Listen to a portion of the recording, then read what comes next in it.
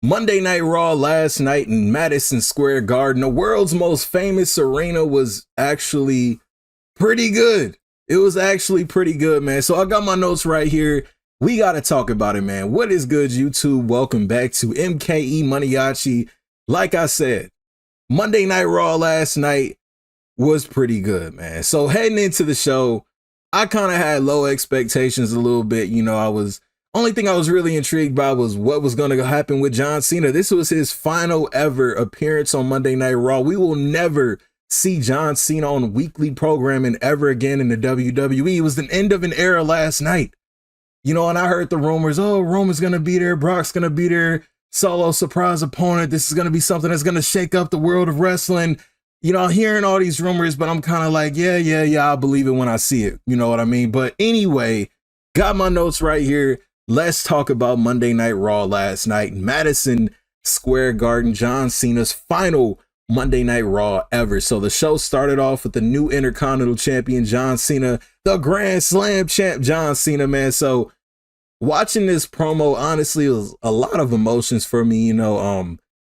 I followed John Cena's career, pretty much the whole career. I watched him literally go from some nobody to Dr. Thugonomics to who he is in final form today. It's crazy. And I remember his first ever appearance on Monday Night Raw. I remember the summer of 2005. Your boy didn't have cable, so I couldn't watch Raw.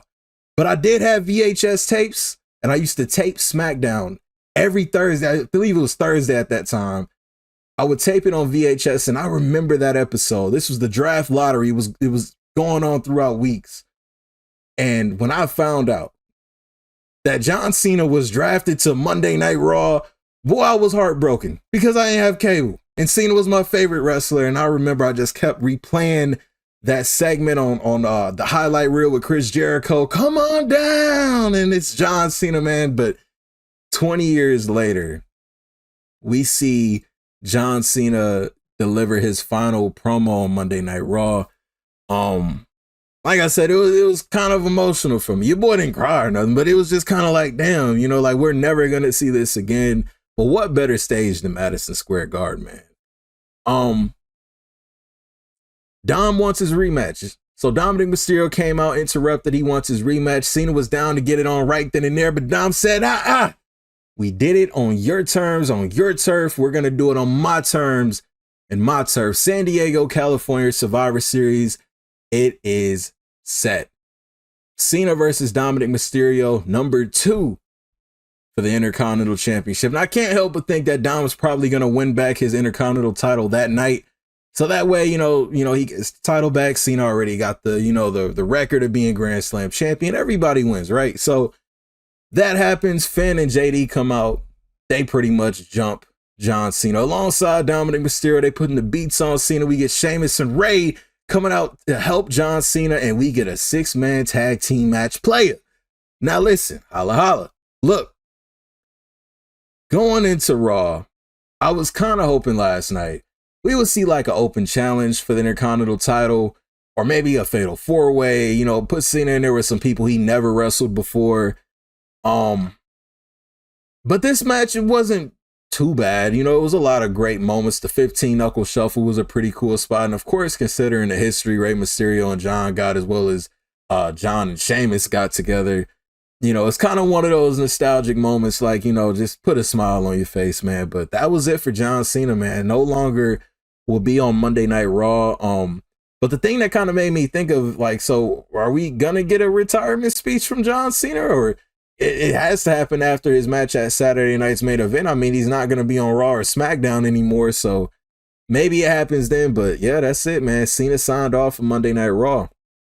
So following this, we had Stephanie Vacquer and Nikki Bella. Honestly, I can't get behind this match. It just reminds me so much of Trish Stratus's run a couple of years ago, and Trish is a legend, but it's just, I just feel like this is WWE's way of buying time until WrestleMania season so they can do the big money match between Stephanie and Rhea Ripley. I feel like they really do this every year with the women's division. I've noticed last year You know, was it last year where they had Rhea Ripley versus Zoe Stark? It was just like so many filler matches. Like they didn't want to give us too much until WrestleMania. Like it didn't feel right, man. I just feel like this is just another way for them trying to buy time. But yeah, I didn't really care too much about that one.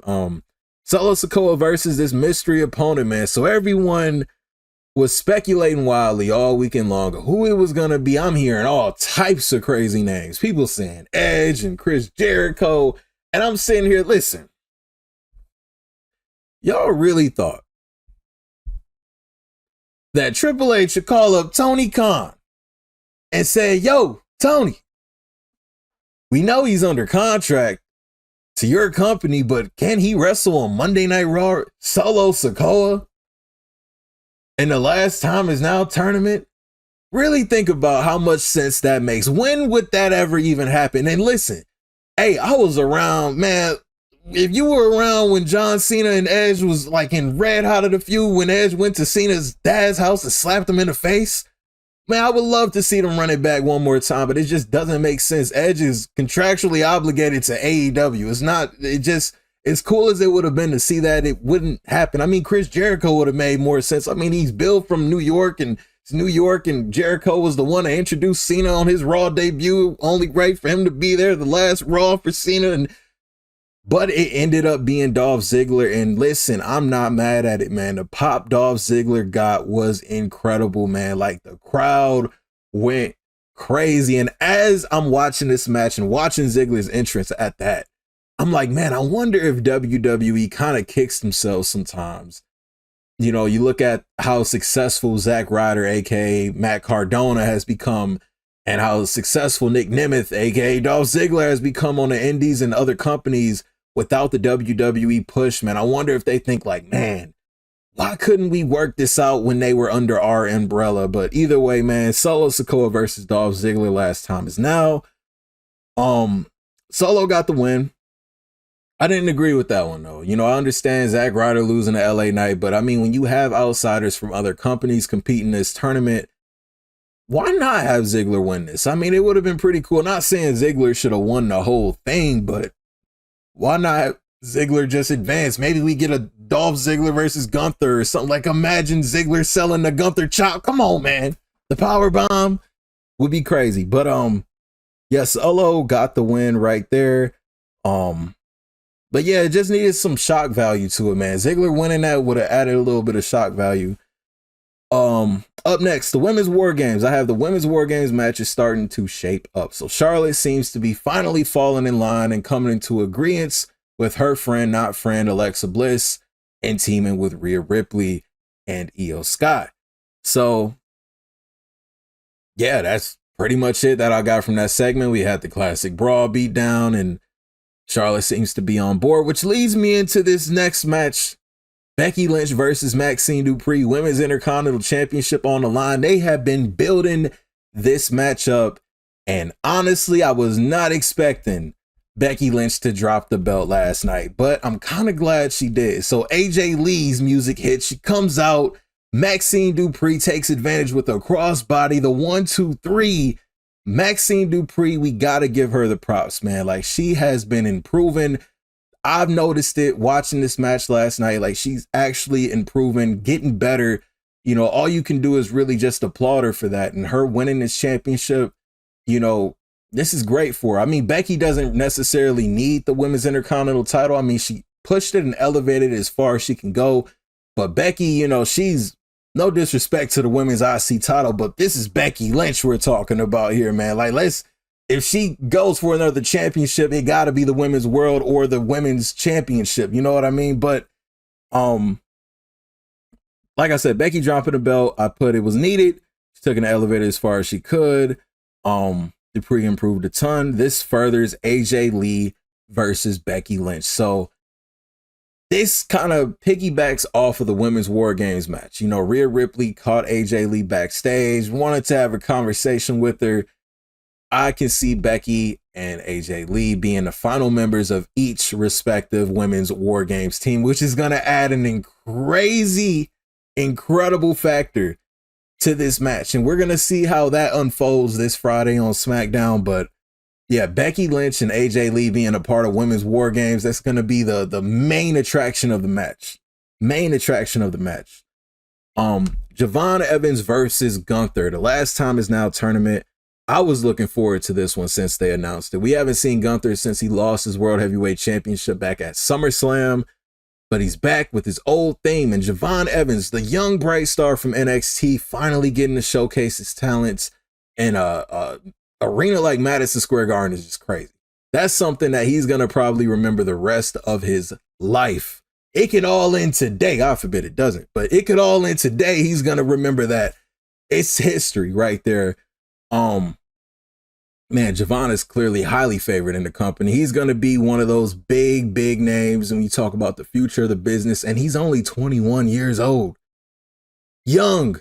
10 years damn near younger than me. It's crazy. It's crazy, man. So Javon got to showcase himself in Madison Square Garden. Gunther looked dominant, looked great. You know, he seemed to have an answer for every bouncy trick Javon had. Gunther was right there. It looked like money, but Javon also showcased for people who never even seen him wrestle before, like, hey, I'm an exciting guy to watch. Watch me. And he did that just well, man. So Gunther got the win. And honestly, Gunther is probably looking like the one that's going to win the whole tournament. And he's probably going to end up being John's last opponent. But yeah, we'll see how that goes. I'll probably do a video on who I think should win the last time is now tournament. You know, because I got a lot. I was thinking about it. I got a whole lot to say about who should John Cena's last opponent be, looking at the field of who's left in the tournament.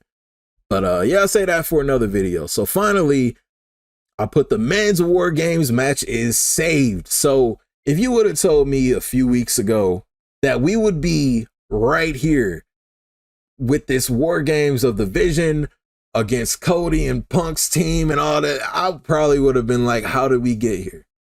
I mean, injuries happened. There was a time this was going to be Solo Sikoa's family tree versus the Y6, and I'm glad it's not. Respectfully to both teams, that wouldn't have sold War Games for me. This absolutely does. Roman Reigns and Brock Lesnar each being the last man for the teams. The same effect that AJ Lee and Becky Lynch got on the teams for the women's War Games is what Roman and Brock bring to this right here. This is going to be a fire match. I mean, think of all the elements. Braun Breaker and Roman Reigns. Braun Breaker and Lesnar teaming up. I mean, Bronson Reed. We got Cody Rhodes. We got CM Punk, Logan Paul. We got the Usos. It's so many elements. Will Jay turn? Will this happen? Will that happen? It's so much going on in this. And I love the chaos of ending Monday Night Raw with that huge brawl and NYPD getting involved and Logan getting choked out, people getting speared. It brought back so many memories to the traditional Survivor Series tag team matches that WWE's been missing. Just that classic brawl to end a Raw, just this straight up chaos, man. Like no containing it, man. I'm just glad they got it figured out, man. Survivor Series seemed like it was a blank canvas at one point. Nothing was announced for it until like recently. They got it together though, and the match card looks pretty damn good. Overall, like I said, this was a good Raw, but the fact still looms though. The fact still looms. This could have been just a good Raw just because it had John Cena, Roman Reigns, and Brock Lesnar in Madison Square Garden. John Cena's last Raw. It had to be a good Raw, right? But the fact still looms. John Cena's retiring next month. Roman Reigns and Brock Lesnar aren't going to be there a full calendar year. You still got injuries on the roster with Seth Rollins. All I'm saying, can WWE pull off a Raw this good without those names? Without Madison Square Garden? We're going to find it out in 2026. 2026 is going to be a very interesting year for the WWE. WWE right now is at the place that they were at back in 2004, 2005. When a lot of their big stars like The Rock, Stone Cold, Goldberg, like a lot of the big names, they were out of there. You still had guys like The Undertaker, but Undertaker was getting old. Shawn Michaels was 40.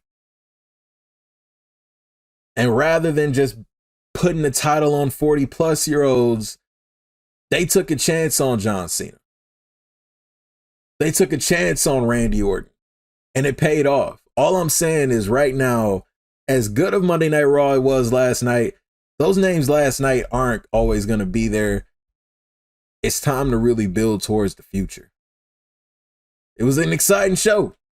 And maybe I'm getting into a whole nother topic. Maybe that's for a whole nother video, but WWE has an incredible roster of talent from NXT, Raw, SmackDown, Evolve, all the umbrellas.